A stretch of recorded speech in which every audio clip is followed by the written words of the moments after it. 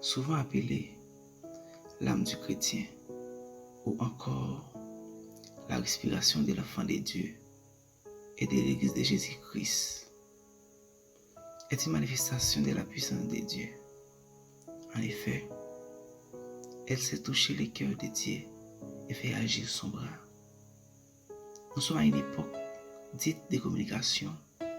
Dans ce domaine, les progrès sont formidables et fulgurants.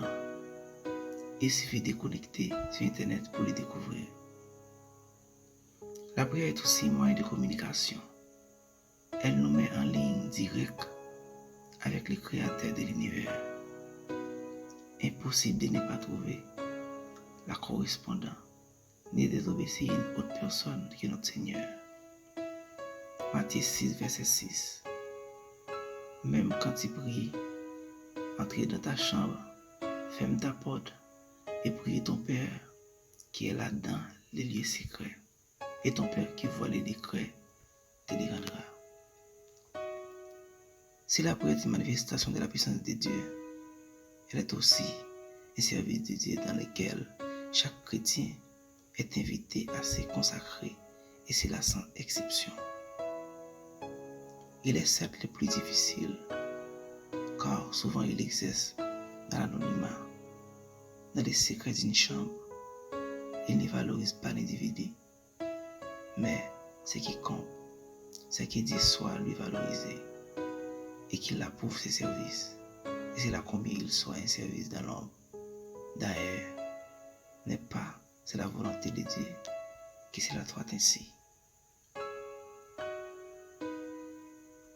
Les grands hommes d'aujourd'hui sont ceux qui savent prendre du temps pour prier. Un homme de Dieu dira un jour, l'enfant de Dieu à genoux voit plus loin que le plus grand des hommes. Et c'est vrai. Il est possible de parler ou d'expliquer la prière, comme de quoi en l'efficacité de la prière, sans pour autant avoir du temps pour la prière. Si vous n'avez pas le temps de prier, vous êtes plus occupé que le Seigneur ne le désire. De nos jours, nos emplois du temps sont bien souvent surchargés pour le travail, la famille, les loisirs, etc.